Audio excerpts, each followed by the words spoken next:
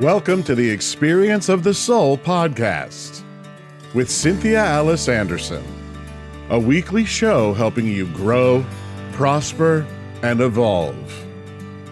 Today, episode 336, The Law of Letting Go. And now, Experience of the Soul. Hello, dear friends, and welcome to the Experience of the Soul podcast. My name is Cynthia Alice Anderson. I'm excited to be in the studio today with my brilliant producer, Mr. Sean Kilgore. Well, thank you so much. I think you're brilliant also. It's a mutual admiration there. We're part of the Mutual Admiration Society. I love it.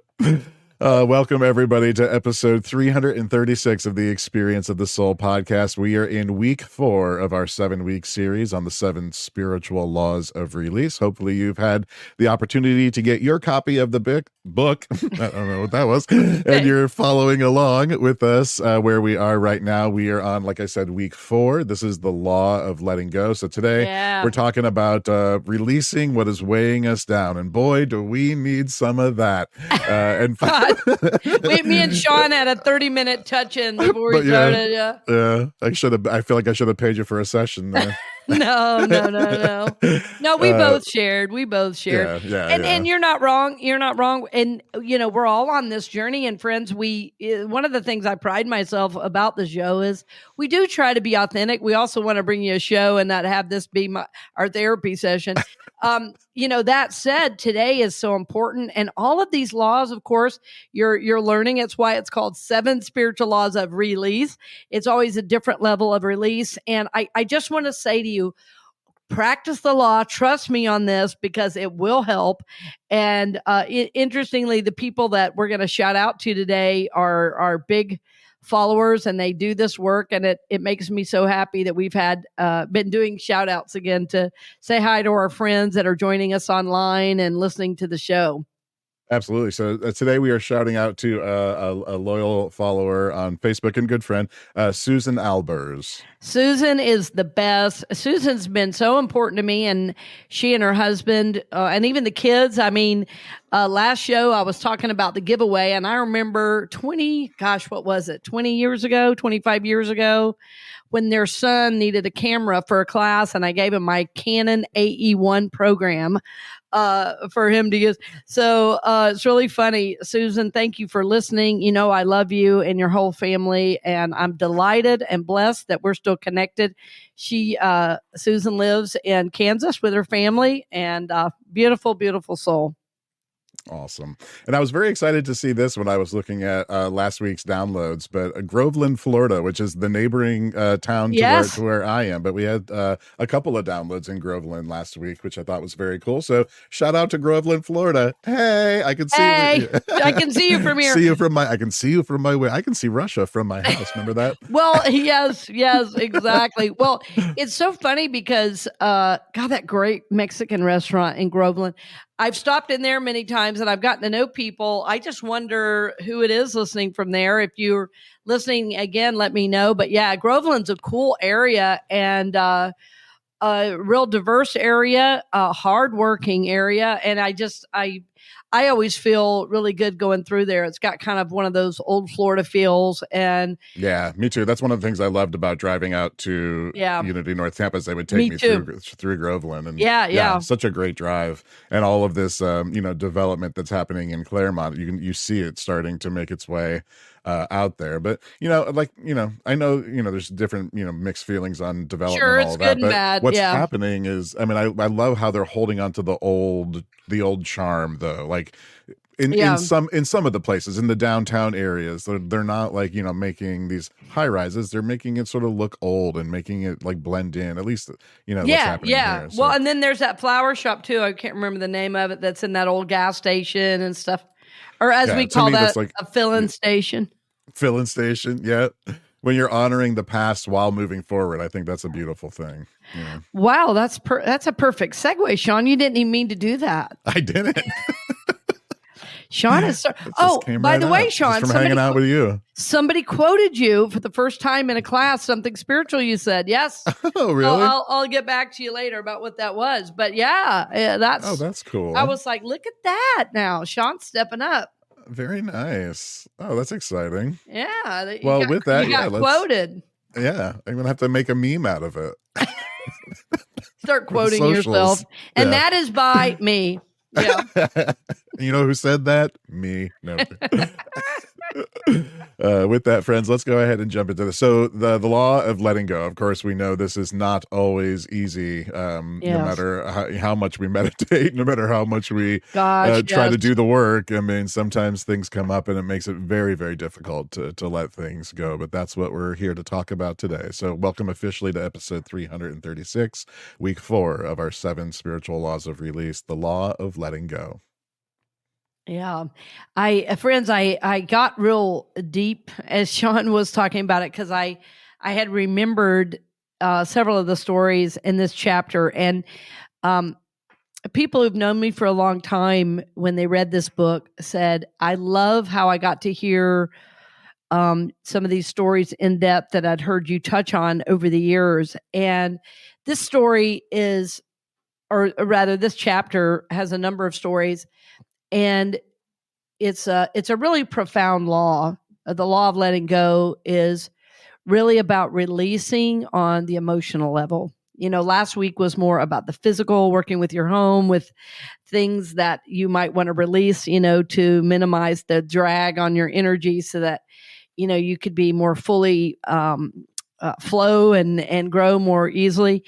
And this one is about releasing on the emotional level, and some people call it emotional baggage. But the idea is that I love, and I adopted from one of my favorite movies of all time, The Matrix, was where it's called your residual self-image. That really, to move forward into the good that God has for you, to realize how much is available to us, that our old idea of ourselves, or as the Matrix called it, our residual self-image, is based in the personality. And we know from psychology that there are levels of development, you know, 0 to 3, 0 to 5, and then 6 to 12 and 13, you know, on up, you know, that there are certain stages of development. There are certain stages to our emotional awareness. And during those stages, we learn how to get our needs met. We learn how to get love. We learn how to get acceptance. And, you know, we frankly take on aspects of the personality. In other words, we mold and shape our way to get loved and accepted. And there's nothing wrong with that. As a matter of fact, that was brilliant of you to do so, because it's how you could live. It's how you could make it. You know, psychology, you know, we've learned, and even from the medical community, you know, kids have to have love to survive, right? So if you took on personality, it's called being human, right? We all have to, because it's a part of our growth and development.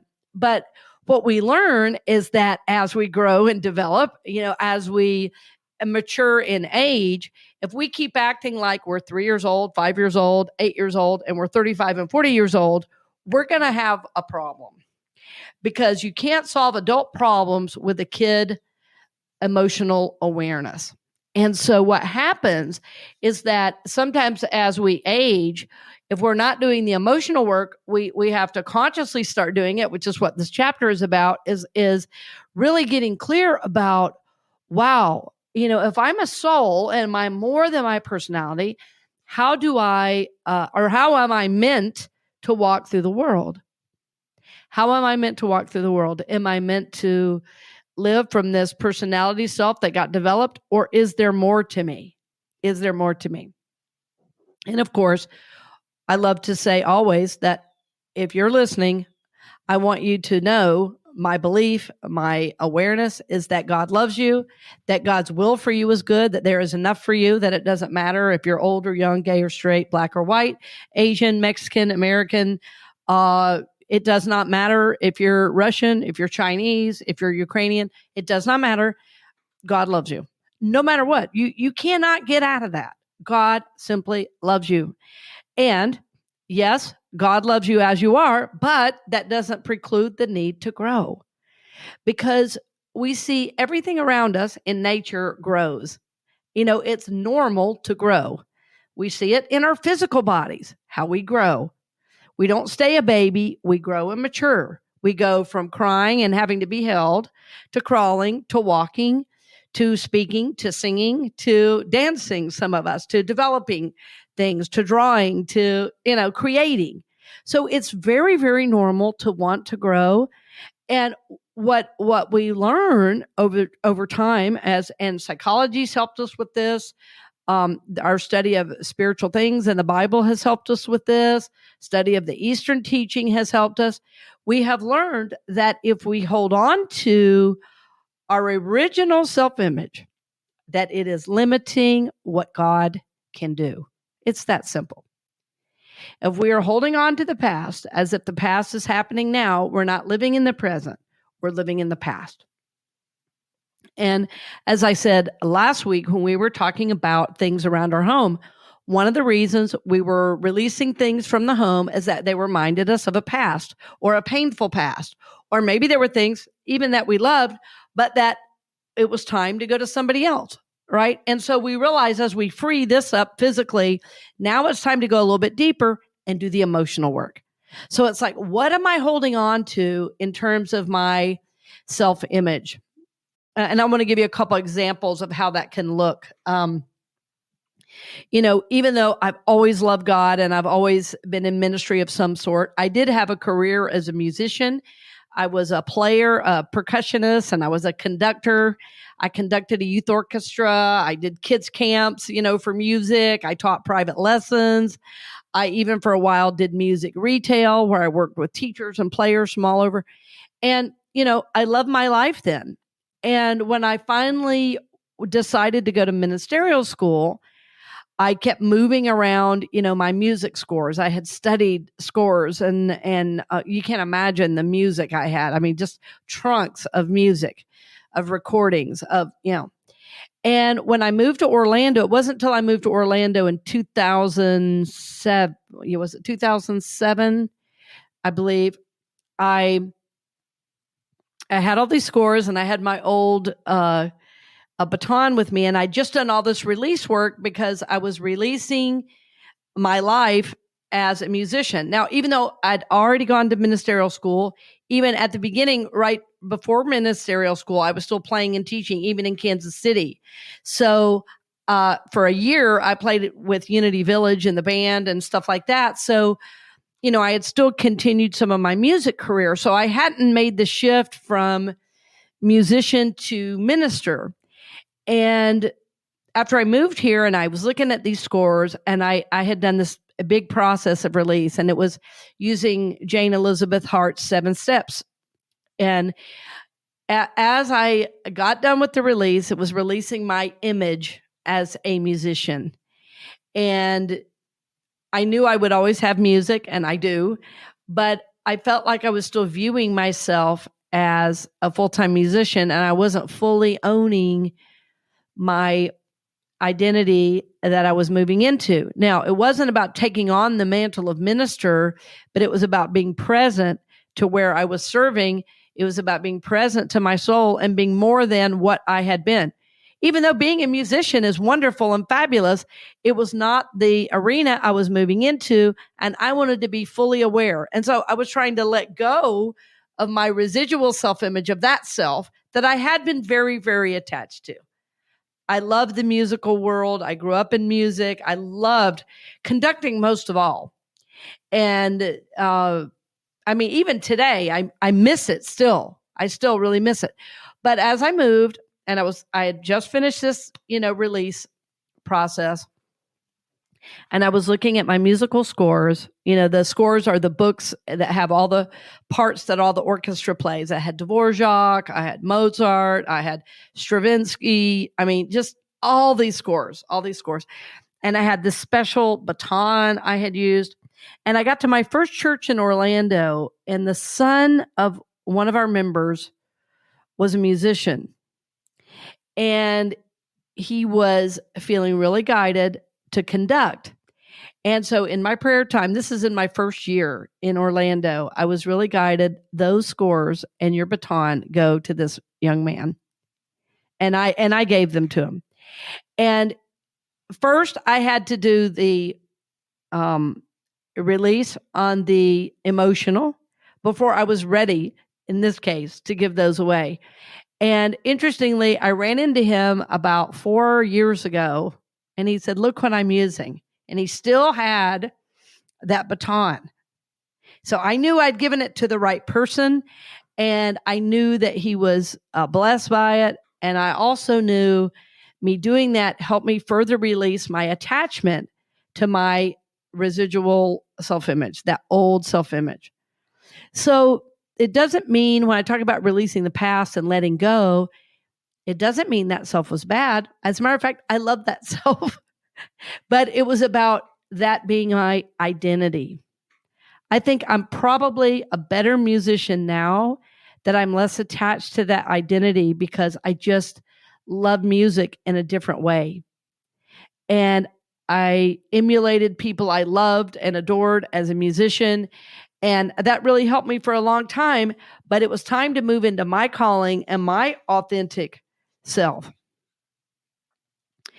It says in the book on page 65, it says, "The letting go is a very healthy thing as we grow out of old ways of being. The new ways of being want to come forth from us. But to do so, release in the area of the emotional nature is required." So, especially if the release is you're releasing deep family of origin things. Forgiveness, which is a part of this process, plays into this chapter and the next, which is the law of forgiveness, because forgiveness is one of the keys to releasing. It's one of the keys to releasing certainly old toxic energy out of your life. So, but simply the desire to be present, simply the desire to begin to let go of the past, you will be guided as to which area of the past is holding you back at this time. Like for me, during that time of moving into my ministry in Orlando, it was important for me to release that image of myself as a professional musician, simply because that would have held me back from embodying this new role I was to play. Having said that, I also was very aware that my essence was bigger than the role I was playing. But to be fully present into that role, I had to release this old self-image. I know many of you listening have probably changed careers, and it's not just about changing careers, but it's about moving into a new consciousness that might be required for you. Then the old, has to be released. Or what do we do when we get somewhere new? We simply repeat what we did before. I learned as an associate minister that, because I'd been associate minister in Phoenix, and, as a musician, as a conductor, if people were wrong, you simply corrected them and went back to the music and, you played it again. Well, in church work, if you just correct somebody and then move on, somebody's going to feel like, oh, they don't love me or whatever.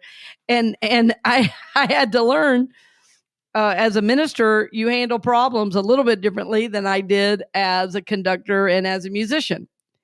I had to minister, I had to understand, I had to listen more, I had to, so that was the beginning of the change in consciousness when I was in Phoenix as an associate for several years. But it really wasn't until I moved to Orlando that I feel I could fully release that life and that I could fully release that energy. So it's about releasing your emotional baggage, your emotional attachments to who you have been, and moving into the reality of the present. Who am I called to be now? And as you get clearer and clearer about this, the release of the past also becomes quite clear, because you can tell what is out of alignment with where I am now, where I believe I'm going, and the consciousness I'm holding on to. Yeah. What is holding me back? in the past, I've actually many years ago, I actually hid parts of myself. So for me, this process of letting go has been sometimes letting go of personality traits. It has been attachment to roles. Sometimes it's allowing the real me just to come forth and not pretend I'm this or that. And boy, friends, that has been a journey into my own authenticity. It has been a journey of self-awareness, and it has taken at every juncture a release and a letting go of who I was, so that who I needed to be right now could come forward for me. So the piece I want to mention about your journey, and there's a whole section in this on the book called Personality in Your Family of Origin. It talks a lot about how that personality is created, but also that as a soul, I really, really believe this, that as a soul, you were really guided here for a very specific purpose. And I believe before we come into this life wave, that we have had the option to choose what lesson we will learn this life based on what happened last life. And I think that this choice includes the family we are born into.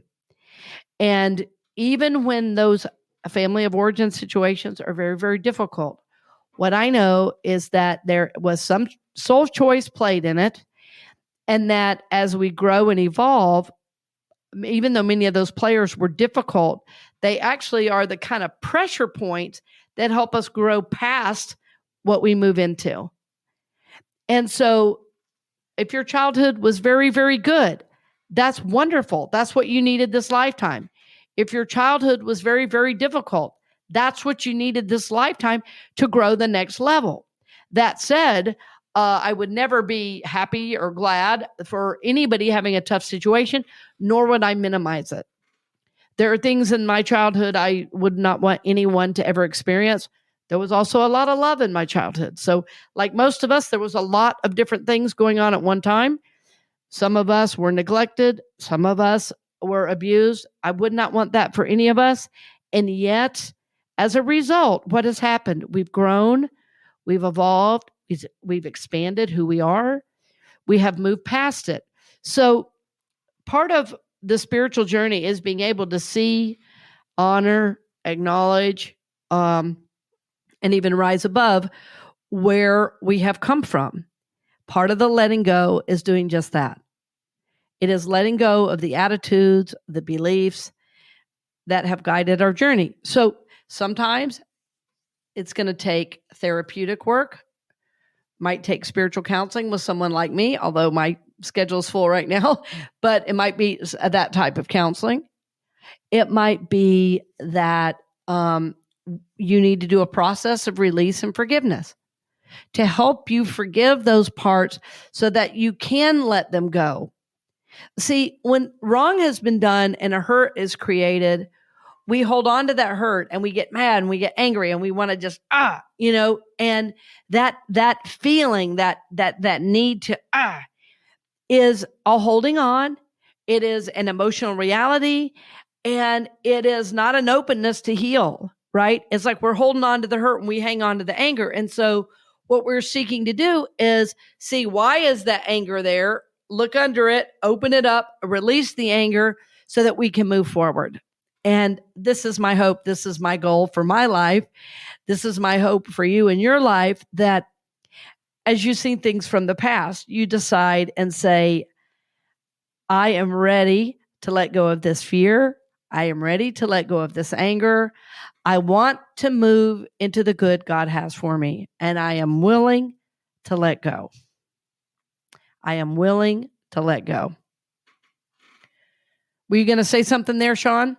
I did. I just wanted to let our listeners know that you've mentioned a couple of things, and I wanted to just make sure everyone is aware. In the show notes, you will find a link to an episode that we did, a whole episode that we did on the residual self-image.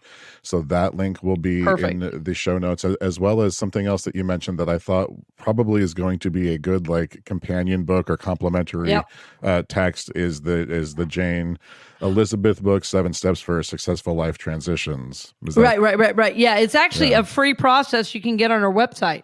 Yep, so I'm going to have that link in the show notes as well. So excellent. Thank you for popping in and saying that, because I actually meant to say one of those things. So. That's cool. That's why you make the big bucks. And so big bucks. So that's right, Sean. And those are all great resources. And I want you to know about them and use them. I talk about Jane Elizabeth stuff so much. I mean, I know her personally, and I worked with her closely for years, and we're still connected. She's 91 or 2 years old. Anyway, so we're still connected, and she's still ministering and supporting individuals, believe it or not. But it's important. This next piece I'm going to mention harkens back to another mentor of mine, Sharon Poindexter, who said, the idea as we grow is to seek to live beyond our story.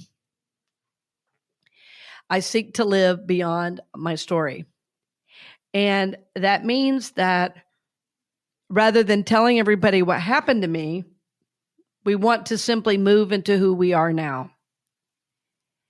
And she said, you can tell you're living in your story if you seek to tell it every time you're talking to somebody. You want to say how bad it is and all the pain you're in and all the drama you're in and everything that happened to you.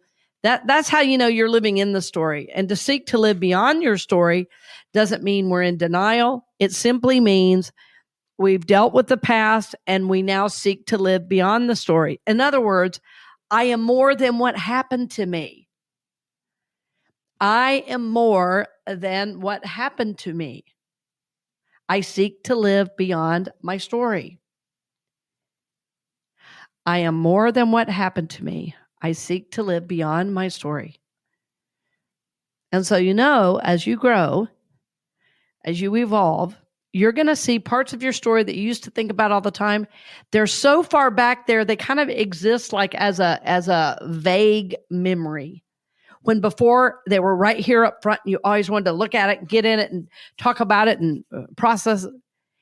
The more you heal and the more you let go, the more it's way in the rear view, way back there. And that's very, very freeing. Very freeing. So the law of letting go is about releasing the past and moving into the present moment, and the good God has for you in this moment. To do that, release on the emotional level, release of the old self-image is necessary. I also want to mention that at the end of this chapter, I talk a little bit about how to let go of someone when they're going to make their passing, because letting go at that time in life is so hard. I wanted to mention it because there's not a lot of places in our culture that we talk about it anymore. And I simply want you to be aware that it's there and could support your journey if you're dealing with a loved one who is ill, a loved one who is trying to make their transition from this life into the next and to make their passing, to die and let go. Often the souls that are here around them are very, very important and critical in that process. So I want you to simply know that there is a resource for you.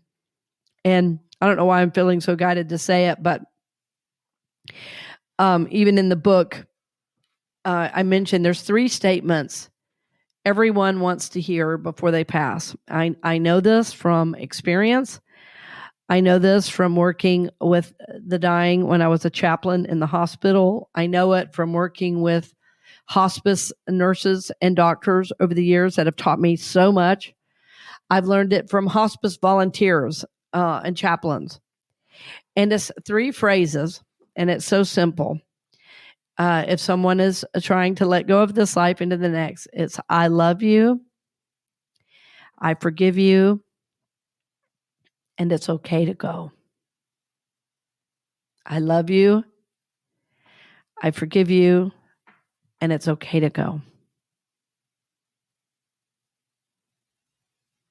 So friends, this letting go is a powerful, powerful process. we've started this 7-week series with, first we talked about giving in the financial life, giving to the place of your spiritual feeding. And we talked about service, giving out to the world. And then we talked about what do I need to release in my home and on the physical level. And this law right here is what deepens the whole thing. You can do all those first 3. And if you don't do this, you're not going to get the benefits of the spiritual journey. This releasing and letting go of our old self, our old view of ourselves, the personality self. You absolutely need to work on the emotional level to move into living from the soul. This is a beautiful, beautiful opportunity for you. And then finally, if there's someone in your life who is trying to let go on this deep level from one life into the next, even a pet that you are trying to release, believe it or not, friends, use this language. Let them know it's okay to go, because your permission will help their soul pass and transition. And that will help bring them great, great peace on the journey. So my dear friends, I honor you. I bless you for listening. I'm thrilled that people are listening all over the country and around the world. I love that we just got a notice that another 5,000 people downloaded the show.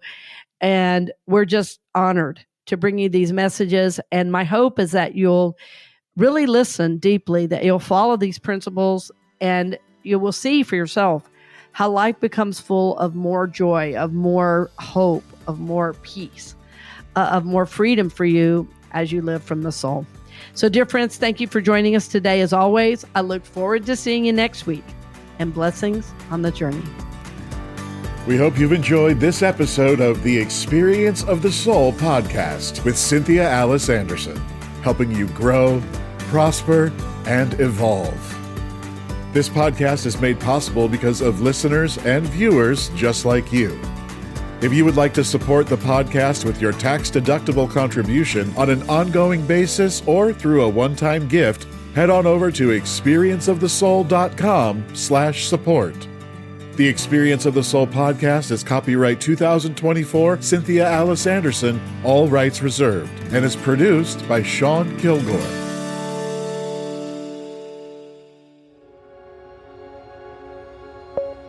A production of the Soulworks Group, Incorporated.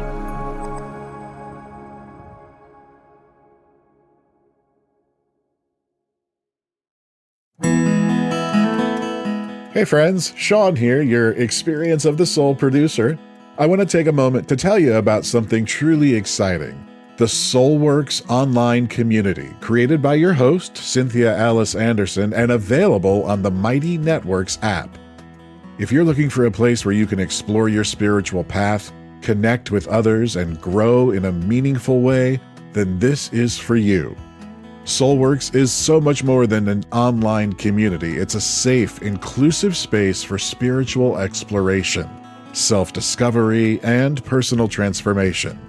Inside the community, you'll find everything from uplifting spiritual studies to soul-centered growth practices, meditations, affirmations, and so much more. It's a space where you'll always be supported and never judged. The best part, membership is free. You'll have access to powerful resources, inspiring content, and a supportive group of like-minded people who are all on their own unique spiritual journeys. And if you're ready to dive deeper, there are premium options available to enhance your experience, with a live Monday night talk series and extended, deeper meditations. If you're seeking a place to connect, grow, and nurture your soul, we would love to have you join us in the Soulworks community and see where this journey can take you. Visit my.soulworkscommunity.com today.